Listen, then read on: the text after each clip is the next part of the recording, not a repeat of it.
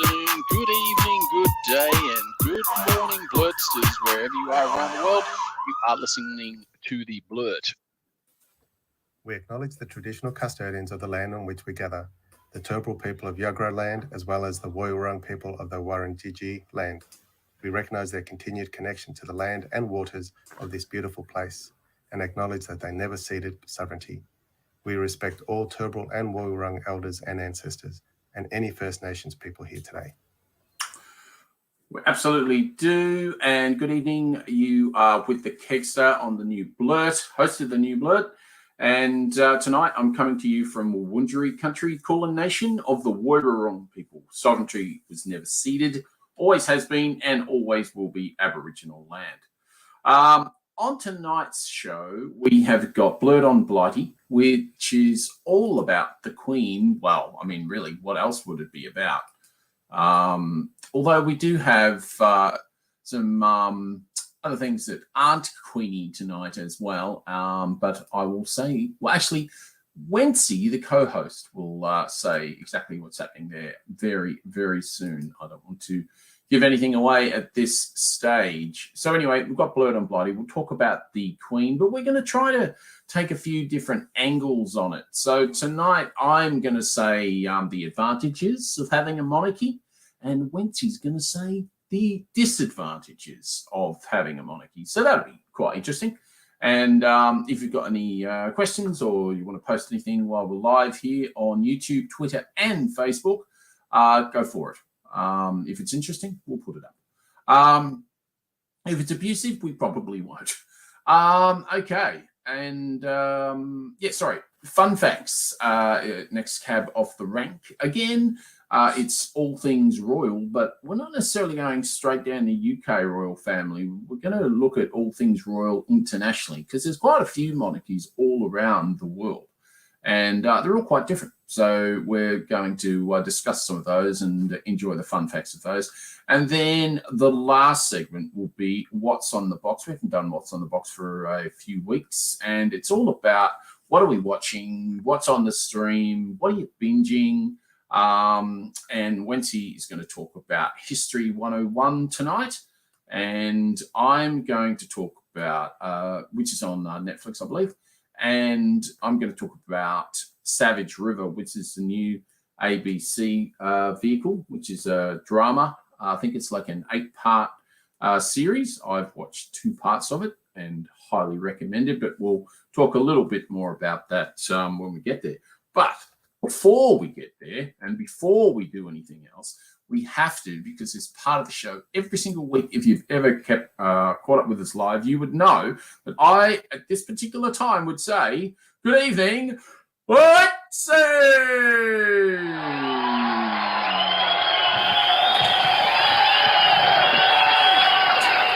Settle, Pope. There's only one of him. Just, he's fragile. Just leave him alone. Talking about fragile. I'm a very fragile soul at the moment. No, because I'm going to start off with some sad news first. Oh, okay. Content warning to our Aboriginal and Torres Strait Islander readers, listeners, and viewers. Just want to advise that this segment contains some names. I don't think we'll put any images of deceased people. Today we heard the sad story that Uncle Jack Charles, a Boonwurrung, Jar Jar Wurrung, Woiwurrung, and Yorta Yorta man, passed away from stroke earlier today or overnight. I can't remember the exact time frame he passed away, but we've only found out this morning. Uncle Jack, stolen from his family at a young age, whose mother was also taken from her own family, had a very long and interesting life. In 1971, he co-founded Nindathana, Australia's first Aboriginal-run theatre group, with Bob Marza in Melbourne. He was an actor who starred in many plays, movies, TV shows, such as The Preppers, which was on the ABC, Clever Man, I think was also the ABC, Rake, ABC, Wolf Creek TV series, and plenty other plays, of course. And theatre. His profile soared back in 2008 in a documentary called Bastardry, which followed him for about 7 years and was filmed by one of his friends, Emil Corton Wilson. So that'll be an interesting show to watch. I'd never heard of it until I did some research about him today.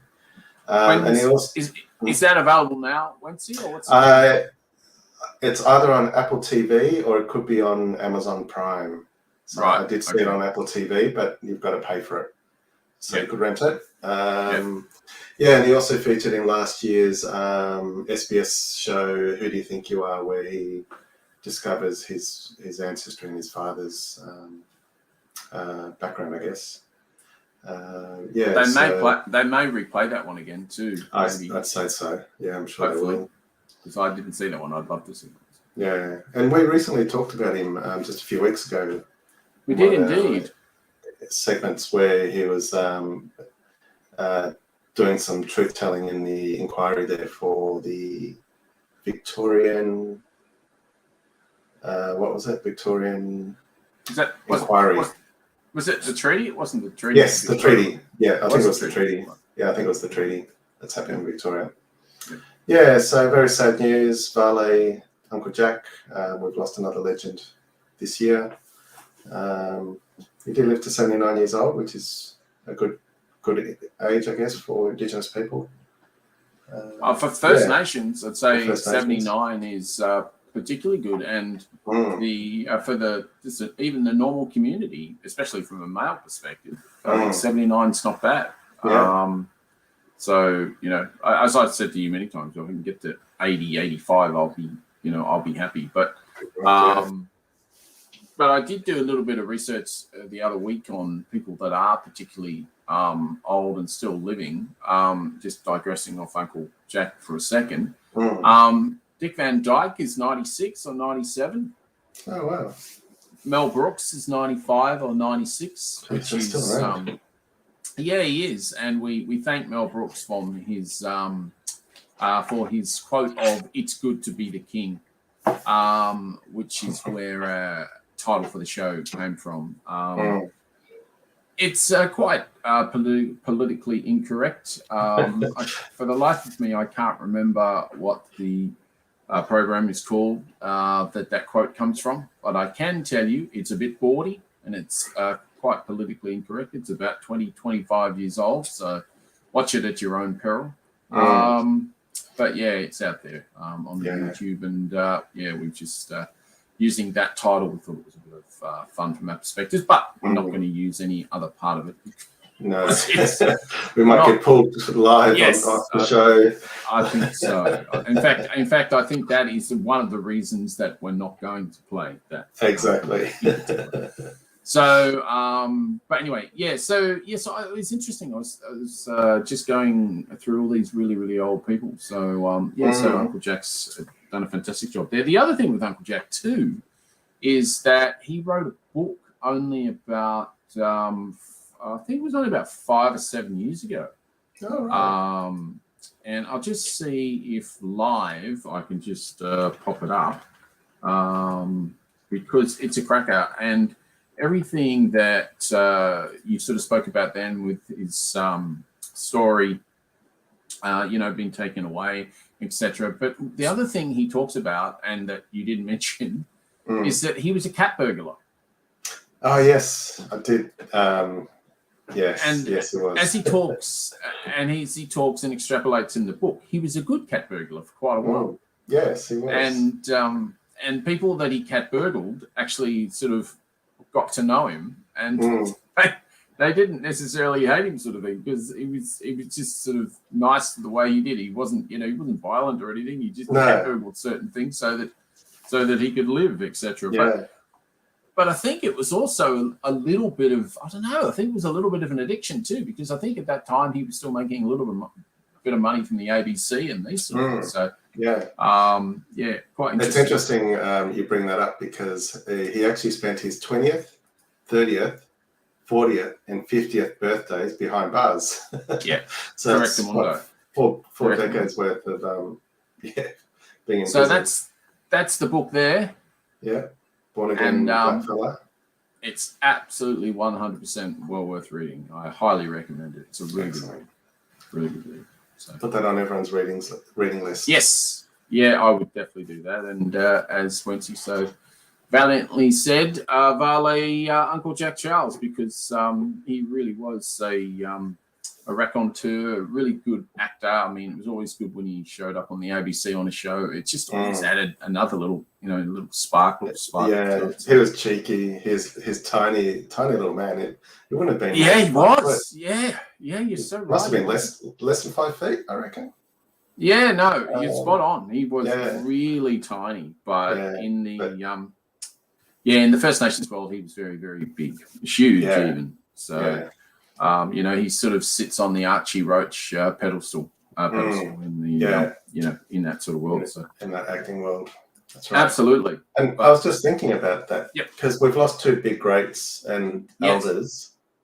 Who's coming up behind them? Like, who's filling their shoes? And that's one thing I can't pinpoint. Well, it's interesting you say that. I just went and saw Hilltop Hoods at Rod Laver Arena last week when Collingwood was beating Fremantle next door.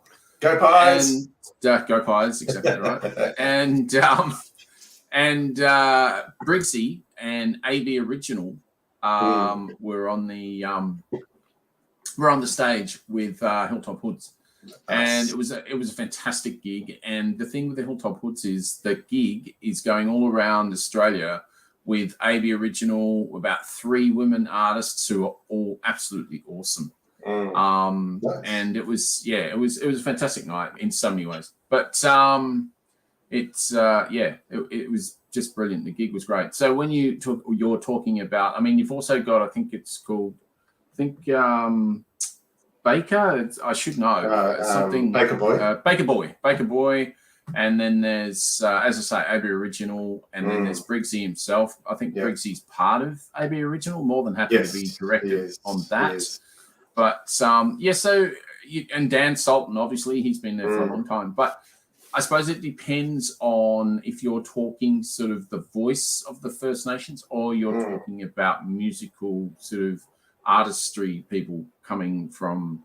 I'm not sure exactly what perspective you're taking there, because obviously Briggsy's done heaps of stuff. He's done documentaries. He got January 26, the Triple J, What is 100, and a couple of years ago, I think it was. And he's been on the ABC. He's done stuff with Charlie Pickering, blah, blah, blah, blah, blah. So, I mean, he's got a really good following from that perspective. And he wrote something for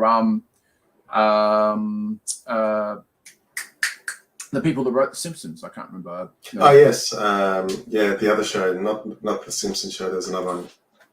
Any viewers out there, if you can tell us what that other show that he's written for? Yeah, I can't remember off the top of my head. It's a fantasy show, but it's sort of the cartoon and the sort of the comic artistry is similar to The Simpsons. Yeah, it's a groaning series, animated series, but I can't remember for the life of me what it was called. Yeah, I can't. We'll just Google it, but let's just wait for listeners. Move on. But anyway, so there are those artists, and I know there's some really good female artists as well. There's like Alice Skye, and there's quite a few more. Jessica Mauboy. Yeah, well, yeah. It's funny. She is completely First Nations, and she's phenomenal. But it's funny. I never think about that because she's so much in the commercial, vein. With all the big ones. Beyonce, all the rest of it. You sort of think Jessica Mauboy, Beyonce, whatever. It's actually quite amazing. I think he's talking about them in the same frame, as it were. So, But yeah, so we could easily talk about that all day, but we have got stuff to do. So what we're going to do is we're going to crack on with Blurt on Blighty. And I think, as we did allude to, it's going to be a little bit of a Queenie theme, but not all about the UK, but this little bit is. And so therefore, strap in.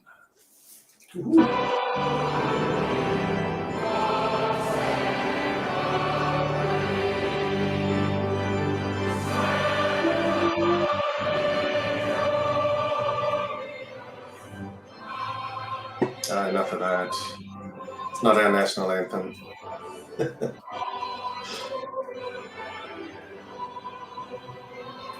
Tell you what, it's got to be better than Girt by Sea. Seriously, honestly.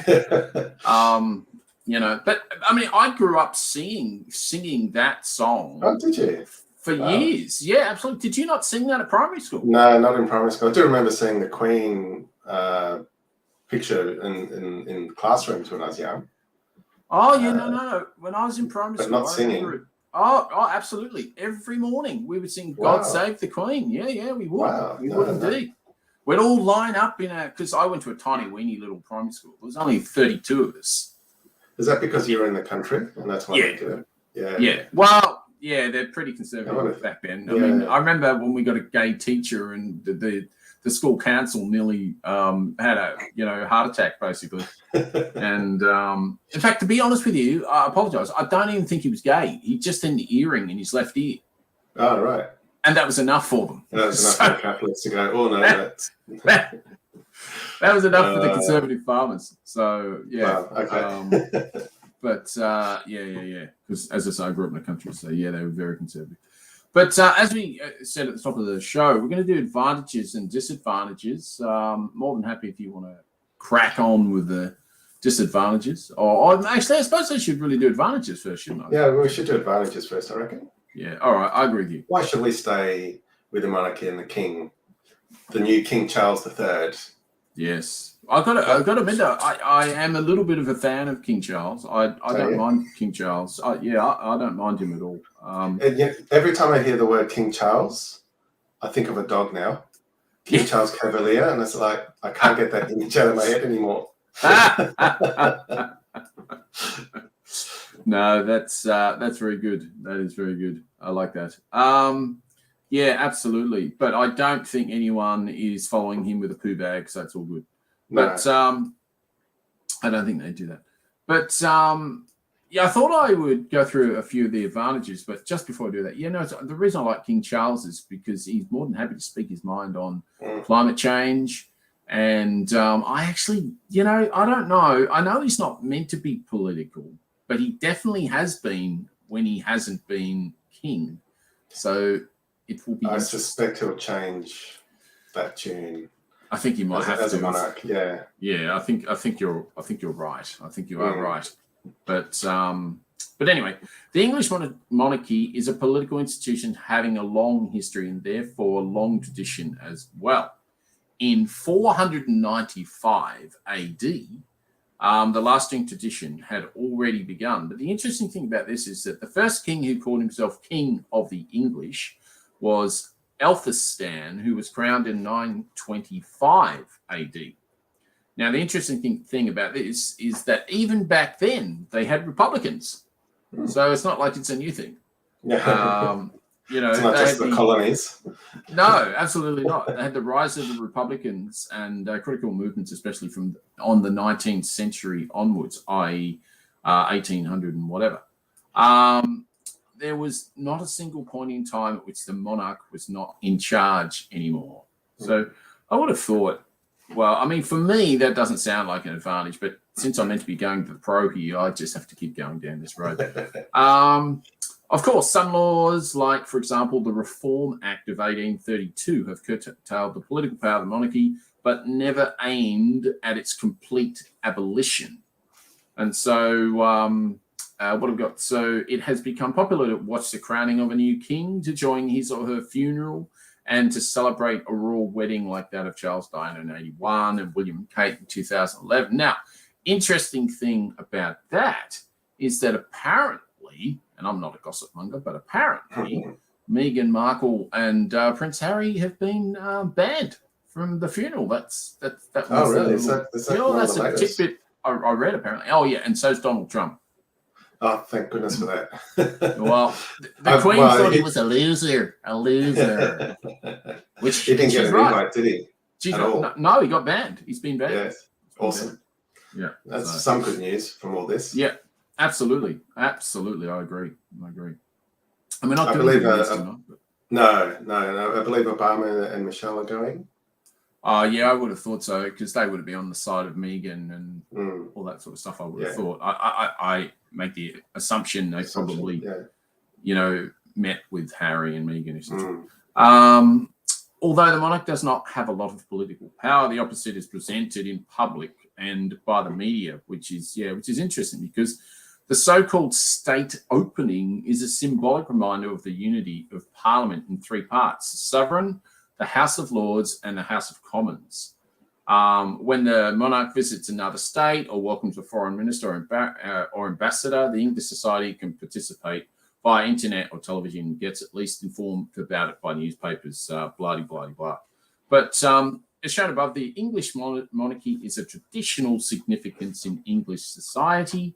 So furthermore, having common queen king stabilizes society as a whole. So they are the advantages. To put it differently, the monarchy can function as a common ground for the English people because the English monarch does neither represent specific or better radical political aim nor a specific part of society, but rather English, even immigrants as a whole. This potential stability for the society cannot be reached by another official person, be it political, economical, or famous one. So basically they're sort of saying, well, because she's there, because the monarchy's there, it's keeping things stabilized, like not chaos in commonwealth head countries, especially some of the Pacific nations that have the queen as her as their head as well. So yes, I heard that. Yes. Now Vicky. Yeah, so Vicky's just wrote in. Vicky's just wrote in, and she's saying Prince Harry has been banned from wearing military uniform at the funeral. So yes, I did hear that. Definitely. Yeah, that's right. Interesting. Yeah, well, she wasn't a big one for the army, was she? Who, the Queen? Yeah, I mean, she liked shooting things like stags, but I don't think she necessarily liked, war as such. What I've read and different things, etc. I think I understand why the First Nations people would be so disappointed with sort of what happened from the 70 odd years that she reigned, because everyone says how much of a good person she is, blah blah blah blah, and that's all fair enough. But there must have been some time at some instance that she should have or could have, I don't know, maybe said to the English Parliament, look, what you're doing is barbaric, torturous, and completely 100% incorrect. Give them their bones back, please. Give them their treasures back and stop killing them. I think an apology could have been done in the last decade or two. I agree. She wouldn't have had anything to lose to do that at all. So it's I heard Narelda, was it Narendra or Narelda? I can't remember. She's a First Nations journalist on she's just a journalist, but she's got a First Nations background. She's on the Studio 10, I think it was. Oh, okay. And she was saying that she's not going to mourn for the Queen's death because obviously that will bring up traumatic experiences that she and her mob have gone through for the last, the whole time. That 200 years. Yeah. Well, yeah, absolutely. Since Invasion Day, basically. So. But anyway, enough of me. More of you. So one of the disadvantages, as we were just talking about, passing justices is one of the reasons to move away from a monarchy. They haven't, like I said earlier, the apology or it hasn't come from the monarchy or the head of the Parliament in England to say what they did in the colonies, not just in Australia, but all the colonies, what they did to the Indigenous people. They should have gone back and said, we did something wrong back then. We are sorry. A bit like what Kevin Rudd did back in 2007, I think it was. So that's one of the reasons why we probably should become a republic. And do you think that discussion now is the right time? I don't think it'll be immediately now, even though some people are wanting to talk about it. I think let's give it some time. But I think King Charles will probably need to give the tick of approval, so to speak, that Australia can become a republic. Obviously, Albo has timed this really well, where he wanted to do a referendum on the republic in this first term. So remember, that was one of his things when they came into power, was getting that republic referendum put in again. Absolutely. So I'm sure that's going to happen it'll probably still work in the same time frame that they were talking about in this parliament. So so the question now is going to be how soon and what will it look like. So the Australian Republic movement suggesting, which is headed by Peter Fitzsimons. Ex-footballer, isn't he? Rugby league? Yeah, ex-rugby league. Very, very good. Yeah. Married to Lisa Wilkinson, who's a Channel 10 reporter. Again, host. very good. Yeah, Channel 10, and wasn't she on Channel 7 or Channel 9 forever? Channel 9, she was on 9 for a long time. So Peter Fitzsimons, who's the head of the Australian Republic movement. So that movement, they're suggesting a model where the federal, state and territory governments put forward nominees, which then goes to a national vote. I'm not sure whether it's going to be a compulsory vote or voluntary. I'm assuming compulsory because all of our other votes have always been compulsory. They're also suggesting a 5-year term for the head of state. The head of state can't create or legislate law. So they're pretty much a representative of Australia to dignitaries who come into the country, or for those who are in other countries, and they'll represent Australia. One of the other items that the Australian Republic movement are saying that the head of state will appoint the Prime Minister. So similar to what Governor Generals do now, I guess. And if the ruling government can't maintain a workable parliament, then the head of state has the power to dissolve the parliament and force an election. So they're some of the proposals, I guess, still to be debated. And one of those things that in the 1999 Republic referendum, which failed, from memory, I don't think there was much in the way of how the Republic was going to look, which for me is why I think it failed. So it was. There were 2 questions in the 1999 Republic referendum. That was a horrible. I remember that really well. That was a horrible referendum. It was completely biasly written, it was obvious what the answer was going to be. Yeah, because Howard was behind it. So that's right. It was complete crap. I mean, everyone was going to vote no to that question. I can't for the life of me remember what it was. And if anyone knows and you're on stream or online, let us know. But I remember it was completely biased. And it was always going to be voted no. And that's exactly obviously what he wanted. So he got what he wanted. Because he loves the Queen probably more than his own wife. But So another reason to become a republic is a symbolic change, that Australia can stand up on its own. And a bit like what India did 75 years ago when they kicked out the British or forced the British out, I guess. See, that's really interesting too. I remember just seeing just recently regarding they went to India and they had a journalist there and they were talking about what was happening in India, and they were sort of more a little bit First Nationsy in that they were mourning her death as a person. But not in any way were they, mourning the fact that, she was there for 70 odd years. I mean, I think the Raj was well over. Oh, actually, it might not have been. Because I think the Raj was still going around about 1930, 1926. Something like that in India. And she was, she might not have been. I think her dad might have been on the throne at that stage. I can't quite remember. Possibly. But there's so much history there. So much history on what's happening. Yeah. And what did happen yeah, in India, and yeah, I mean that was horrible. They were tortured, and it was just disgraceful. They were treated, you know, like dirt, even worse than. So I mean, well, very similar to what they did to the. Actually, I saw Philip Adams. Yep. Okay. Bring it in.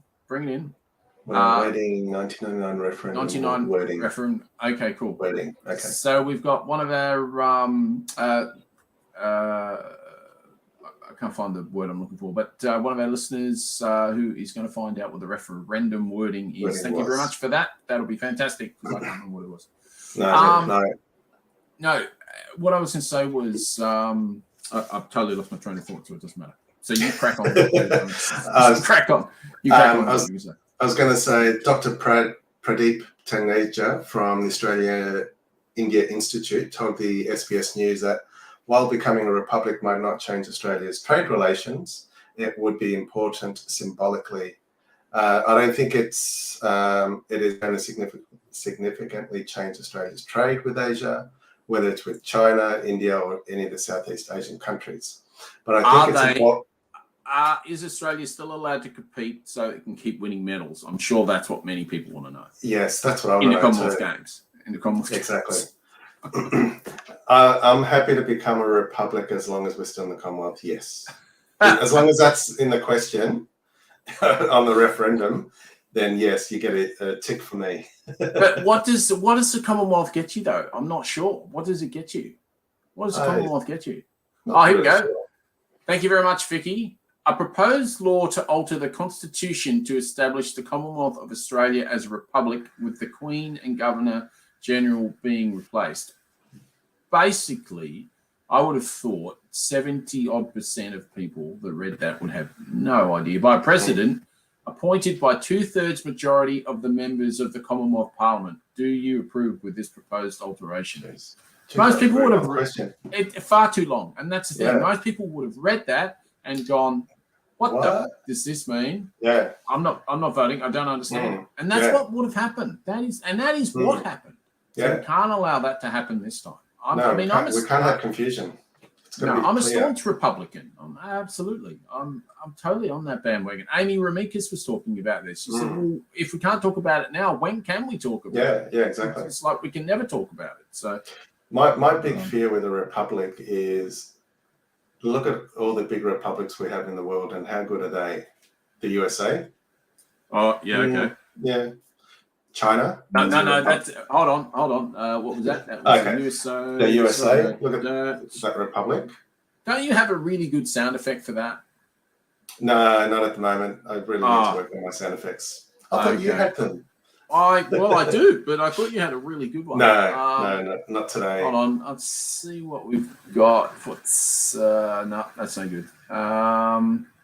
So what did you say? America, yeah? Have a look at the Republic of the USA. Yeah. How good is that? Why you being a dickhead for? Stop being a dickhead. That's, that's as close as I can get at this stage. Yeah, true. Yeah. Have a look at the Russian Republic.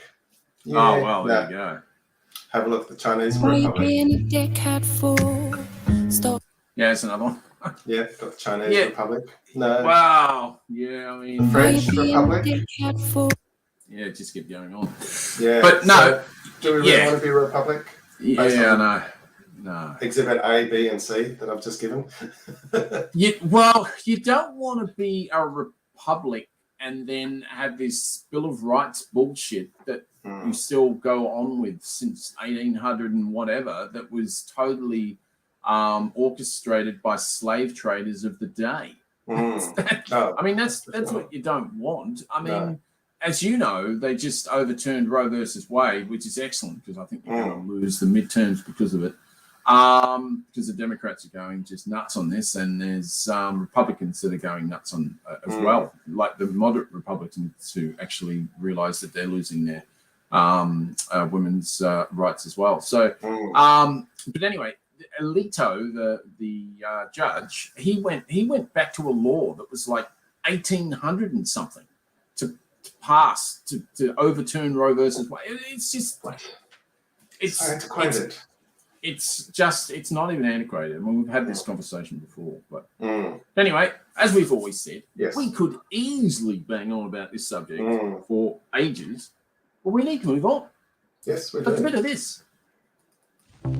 Hey, this is Hannah Melville Ray from the Australia Institute. I'm listening to the new Blurt with Wencee and the Kegsta, and you should be too. It's on Tuesday nights, live from around 8 p.m. 8 p.m-ish, as we like to say.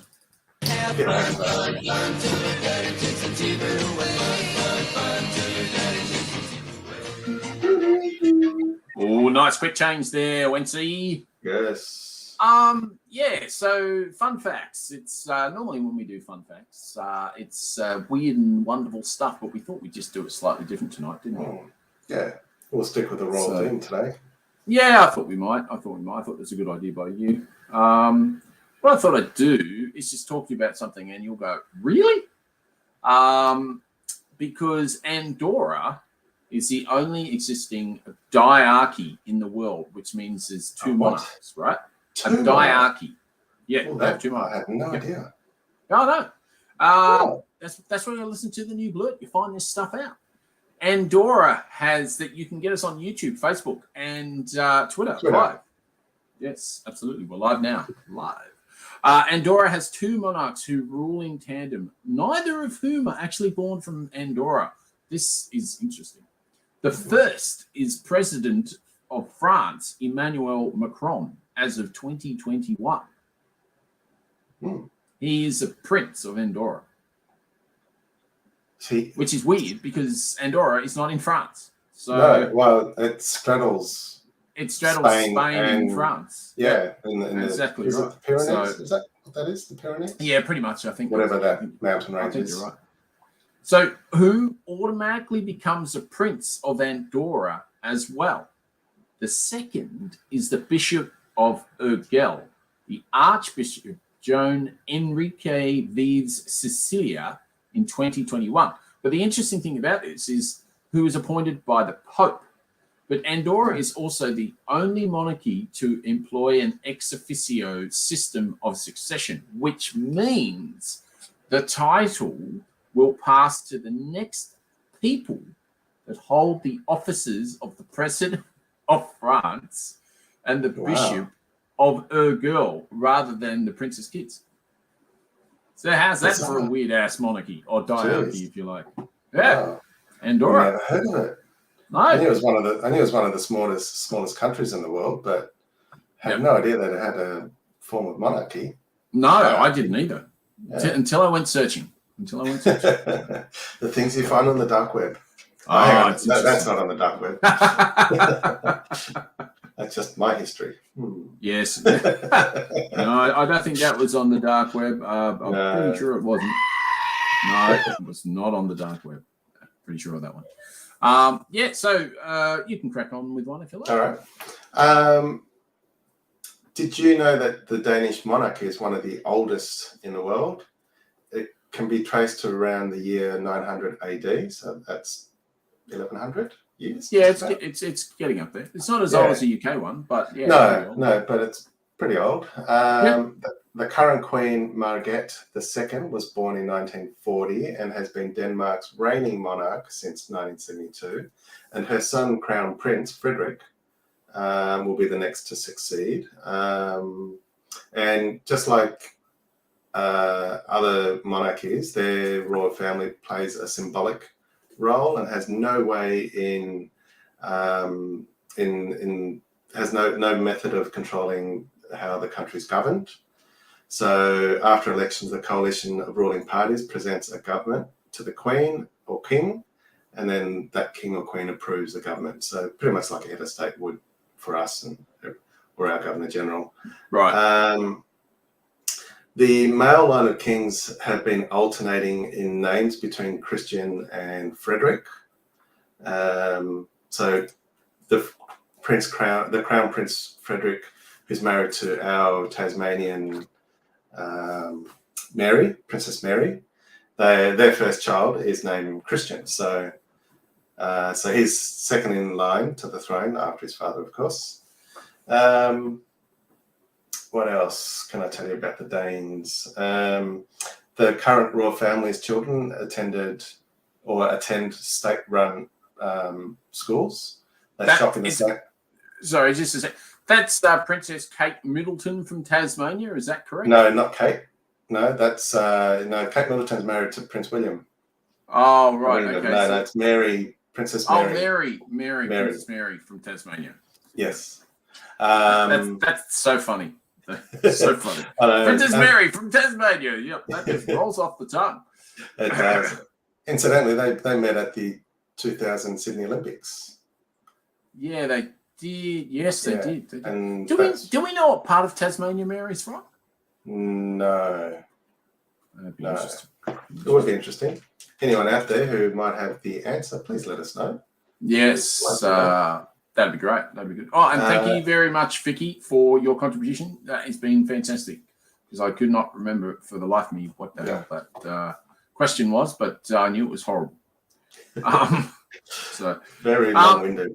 So the children currently attend state-run schools, so that they don't go to private schools. And I don't think private schools are a thing in Denmark and some of those Nordic countries. They're all I think state-run. You are correct. Yes. They're very egalitarian. They don't like the elitism. They're not up for that. It's very true. Although saying that, their beer's super expensive and so is all their food. So not sure. But they pay so little tax, so maybe they can afford it. Whereas we can't. No, they pay a lot of tax. Oh, yeah, they do too. They pay you close to 50%. Yeah, that's why they have such amazing services. Yes. It's so much tax. Yes. Yeah. But alcohol's great schools. Expensive. Yeah. Hospitals, tax on alcohol free. High. Yeah, amazing. That's true. That's true. You're right. Everything you said is great. And they have universities that are free too, I think. Yeah. That's my understanding. Yeah. I should ask my Danish cousins. We should. Yes. Oh, we've spoken about that before. I think we have. Yes, you were going to get some good oil. I've got to see how good their English is first. I would have thought it'd be very good. That should be good. Yeah. I backpacked with a Danish guy years ago, and I thought he was American for 3 days until he got in a phone box and started talking to his family. Yeah. So you had an American accent. Yeah, big time. Yeah. A lot of Scandinavians do. A lot of Scandinavians do have an American accent. Interesting. Yeah. But their English usually is really good, especially the young ones nowadays, because they all learn English. So. Yeah. Wow. But anyway. Another fact about the Danish royal family is Queen Margaret II, the current queen, is the first female monarch of Denmark since Queen Margrethe the First, who reigned in 1376 to 1412. So that's 700 years between female monarchs. Long time between drinks. That's crazy. That's absolutely crazy. Something else that's a bit... Oh, sorry, go for it. Just one last fact about the Danes. Yep. The wireless technology Bluetooth is named after King Harald Bluetooth of Denmark, who reigned in 958 to 985. That is a nice one. I'd like to know what the correlation is, why they decided to call it after that king. Yeah, that's a good one. I like that. Nice fact. Good job. Lovely work. I've got one here. We used to have a guy, Tim Fisher, and I think he may have died. I think he has. National Party leader. Yeah. Yes. He was actually a decent sort of guy. He wasn't anything like, Beetroot Head. He was actually a decent sort of guy. There were certain things I didn't agree with because obviously the National Party leader, but he was a decent sort of human being, whereas he was. Beetroot Head is not. Anyway, he had quite a lot to do with the Holy See, the Vatican City. Although most government duties are the domain of the president of the Pontifical, yes, that word, Commission and the Secretariat of the State of the Holy See, the Pope has absolute power over every branch of government, making him the only absolute monarch in Europe. Which I totally disagree with because for me it's just a money laundering event. Sure is. I've been to the Vatican, and I've been to Vatican City, and I've gone to the Holy Chapel thing next door. I can't remember what it's called. I really should know because it's pretty famous. But and it's absolutely amazing. It is amazing, and some of the frescoes on the ceilings and all these sort of things are just phenomenal. I think just Michelangelo did that. I think anyone wants to tell me differently, more than happy to do so. But it's it's all from the peasants from years and years ago. That Sistine Chapel, exactly right. And thank you very much. And Sistine Chapel, absolutely amazing. And but I mean, there's so much money there; it's just ridiculous. And this sort of stuff just riles me. And we're not talking about Catholicism tonight. We're talking about monarchies. So I'm not going to go any further on that one. No, and we could fill a show easily with that topic. Yes, we could, but we shan't. But not today. No, not today. Definitely not today. That's for another show. But more than happy if you've got another one, and then we'll crack on with what's on the box, I think. So go for it. There are various monarchies around the world. There's several in Africa. There are some in the Middle East, as we know, the emirs of some of those Middle Eastern countries. Asia has several. Thailand.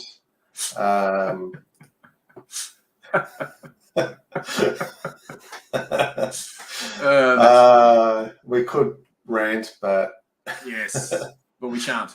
Keep cracking on. Yes, we will. So we've got various monarchies around the world. One that I wanted to talk about was the King of Bhutan, which is in the Himalayan area. The current king, his name is, this is a mouthful, confident I'm going to say this incorrectly. His name is Jigme Khesar Namgyel Wangchuk, or better known as the Dragon King. On the 17th of February 2021, so just over a year ago, he signed the abolishment of anti-homosexuality laws in that country. Oh, this is Africa, yeah? No, Bhutan, which is in the Himalayan country in the Himalayas. It's effectively decriminalizing same-sex activity in the kingdom. And you may or may not remember, his father won international acclaim for turning Bhutan into a constitutional monarchy and also putting an emphasis on the gross national happiness. So Bhutan, yes. Yeah, so they're one of the countries who is immensely happy. So maybe it might be time to move to Bhutan. Yes, I think you may be right. And yeah, absolutely. Hat goes off to that guy, no doubt about it. What he's done for that country, because I think aren't they like with the gross national happiness scale? Aren't they like top 5 or something? Top 3 even, possibly. Number 1. Yeah, but they're definitely up there. Absolutely. Yeah. Something else is definitely up there, and I highly recommend that you listen and subscribe. Produces high-quality research that has real-world impact, whether it's revealing the $10.3 billion in fossil fuel subsidies provided by federal and state governments last year, or our long-standing research advocating for a federal anti-corruption commission with real teeth. We change minds. To donate, head on over to australiainstitute.org.au. I would. It's a good thing to do. Hey, get this crazy man off the streets.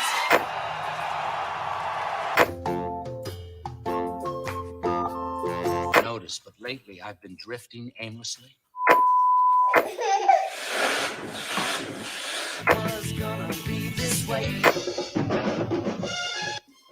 Oh my God. Will you stop painting channels and just tell me what's on the box? I can tell you what's on the box. Nice. What's been on the box the last few nights for us in this household has been a Netflix show called History 101. Fascinating show or series. There's 2 seasons, 10 episodes in each season. They roughly go 20, 22 minutes. Each episode highlights different aspects of our lives using infographics and historical video footage. They talk about various topics such as fast food, how and when it started in America, spoiler alert, the space race, the space race and how that got started. The Space Wars. Oh, that is a great show. If you haven't seen it, I think there's 2 seasons now on Netflix, but Space Force, funny as. Steve Carell, I can't remember all the other actors, but they're all funny. He's the main protagonist, but yes. It is. I think he's basically sort of meant to be the. I think he's sort of meant to be Trump, isn't he? No, he's because Space Force was created by Trump. They made him a bit ditzy, still clever, but he's just a bit of a dad, you know, the daggy dad type thing, and bit of a pushover from the higher ups and stuff like that. Nobody likes him, especially the high-ranking officers. But good show. Watch Space Force if you've got time. Yes. Pretty sure I've reviewed it once before. Yes, you have. So crack on. Yes. So we digress, as always. So the rise of China is another topic they talk about. Plastics, the good and bad, and there are good things about plastics. But I won't spoil it. Watch the episode. They talk about MP3s. You can put beer in plastic cups. Surely that's a good thing. Yes, it's better in glass though. But true. Or a tinny. Let me play you a trailer so you can see what it's about. Oh, good. Show and tell. I love it. Yes. We have liftoff. America stood on the threshold of space. A robot that can perform a multitude of tasks without getting tired. I plan eating Big Macs until I die.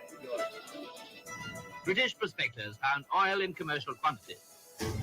In 1945, most people had never heard of a television. But by 1949, I'm already Americans hooked. buy I've got to watch this. a week. I just don't care. It's I love good. the food and I have one life to live, so I'm eating it. If we are what we eat, what does the enduring popularity of fast food say about us? Big question mark. Absolutely.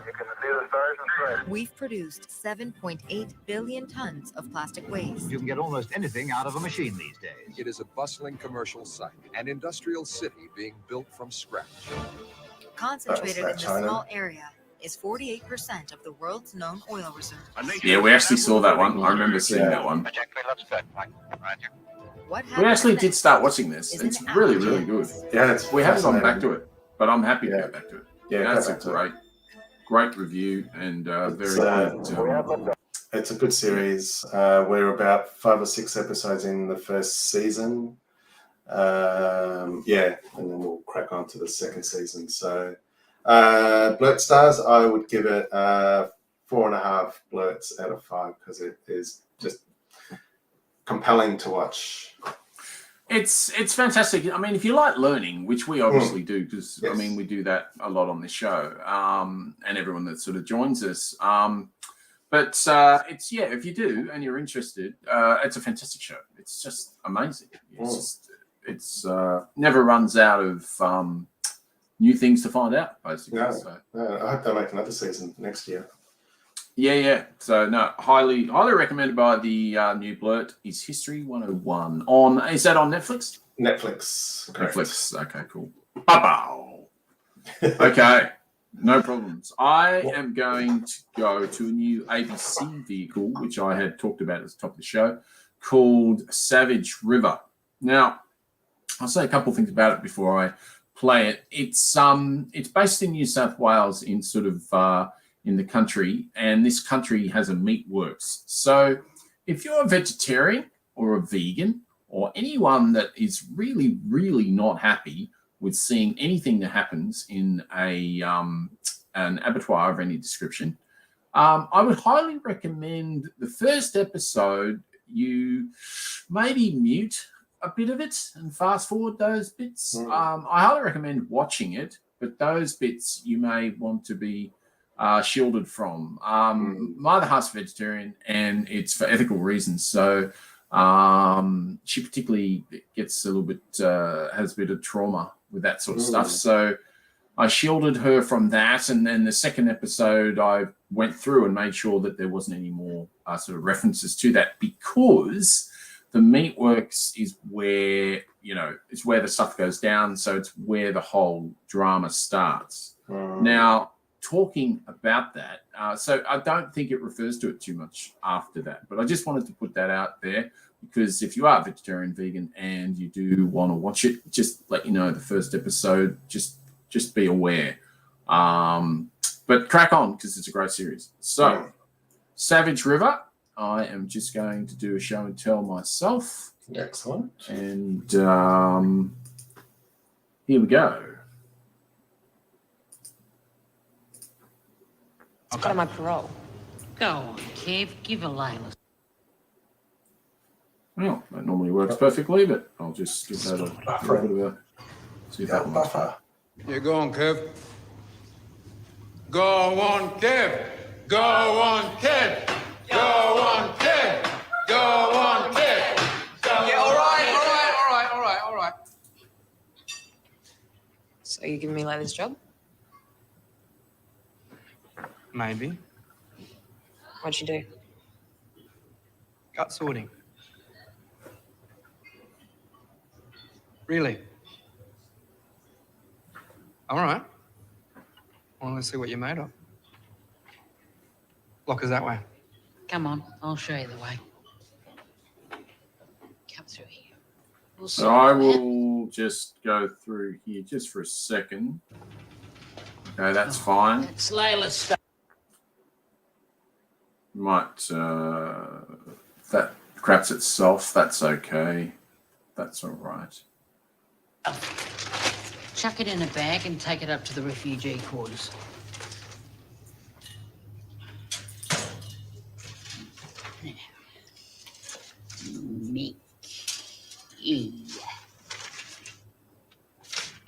So I'll explain this little trailer in a second. What happened to her, Layla? Kevin hires them because he can pay them bugger all. Holds their visas over them so they can't complain. Reckon she had a gutful and pissed off. I would. So Savage River, it's a cracker. It's a little bit slow in the first and second episode. First in particular, although as I said, there is the Meatworks scenes, etc. But the interesting thing about it is the last girl that you saw on that. Oh, sorry, my bad. Sorry about that. Last girl that you picture you saw there is she is a debut apparently to Australian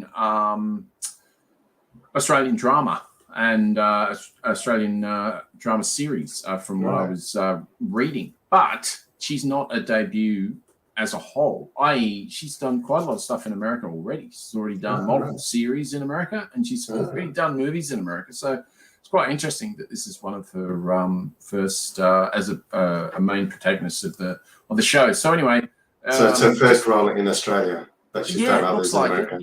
Yeah, that's what it looks like. Interesting. So anyway, what it's about is that there is a girl. She comes back. She's been accused of killing her best friend when she was like 13 or 14, something like that. And they were really, really good friends. You don't have any idea at this stage, a couple of episodes into whether she ever did it. But the town is not in mourning. There's some people that are very violent towards her and not happy. But it's a really good dramatic program. Mark Cole Smith is in it. You might have seen him there. You might not have recognised him. No, you might not have recognised. Oh, well, there's a guy who's in Mystery Origin. The First from Mystery Road. Yeah. Mystery Road. Right, okay. Yeah. The Origin series just gone past, and sort of every other Australian movie thing going, really. But anyway, so he's very good in it. We're hoping he sticks around. We're hoping that he plays a bigger part. But he's put quite a lot of beef on, so it's a little bit hard to recognise at the start. Yeah.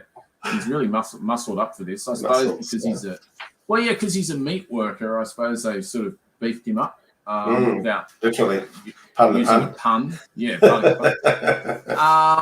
But anyway, so that's what it's about.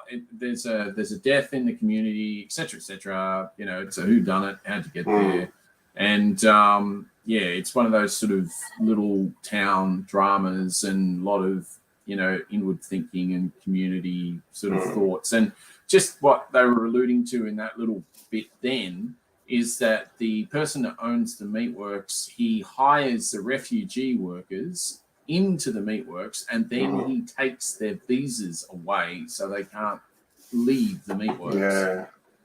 It's pretty horrible stuff, but it's probably based on truth. Well, there you go. Confident. And truth is stranger than fiction. It always has been, especially when it comes to writing stories and dramatic plays and all the rest of it. So. But so I highly recommend that. At the moment, I would probably give that 4 out of 5 Blurt stars, I imagine. And what service? Oh, that's ABC iView. ABC iView. Yep, iView. iView. And you can actually watch it on Catch Up. I think you can watch the whole series on Catch Up. Right. But it's been telecast live on TV. Correct, it is at like the you moment. said. On Sunday evenings. Okay. Sunday evenings, appointment viewing 8:30. But yeah, I think you can do the whole if you want to. If you want to do the whole sitting, you can. And they go for about a typical sort of ABC. They go for around about an hour. Cool. Okay. None of this commercial hour bullshit. No ads. Do on America. No, exactly right. Yeah. Exactly right. So, okie dokie. So I reckon full Blurt stars. Great. Probably, yeah, absolutely. No, very good. Highly recommend it. If you don't like it, I'm sorry. But watch History 101. I don't have any problems. I don't have any shares in it. I just think it's good. So I think History 101 definitely. Definitely watch it. Yeah, no, absolutely. And Savage River, it just looks fascinating. Absolutely. A lot of those ABC dramas have just got great actors, and especially when they're filmed in the country, you just see beautiful parts of this country. Yeah, absolutely. And the river is gorgeous, and the whole area is lovely. So it is. Yeah, it's definitely worth having a look at, no doubt about it. So, but I thought I would just get us on to basically that music that tells us that it's the end of another feature-packed show of the new Blurt, and fantastic. One episode closer to 100th. Oh yes, my God! Absolutely, I know. It's crazy, isn't it? 4 more shows. Absolutely. And on that 100th show, it's all locked in. It's all ready to go. Mr. Dan Illich will be with us live 11th of October, people. So make sure you tune in for that one. Yeah, clear your calendars, tune in. Yeah, absolutely. Get ready to put in questions and anything else. And then I think 2 weeks after that, we're going to have Angela Wapierre on, and she'll be obviously talking about her new podcast, Schmeitgeist. So that's going to be pretty damn cool as well. Yes. But I think for me, it is good night from him. And it's buenas noches and hasta luego. And it's good night. Good night. Thanks for joining us, everyone. The potty should be out in a few days' time. We're trying to get them out earlier. So we'll talk to you then. Bye. Bye.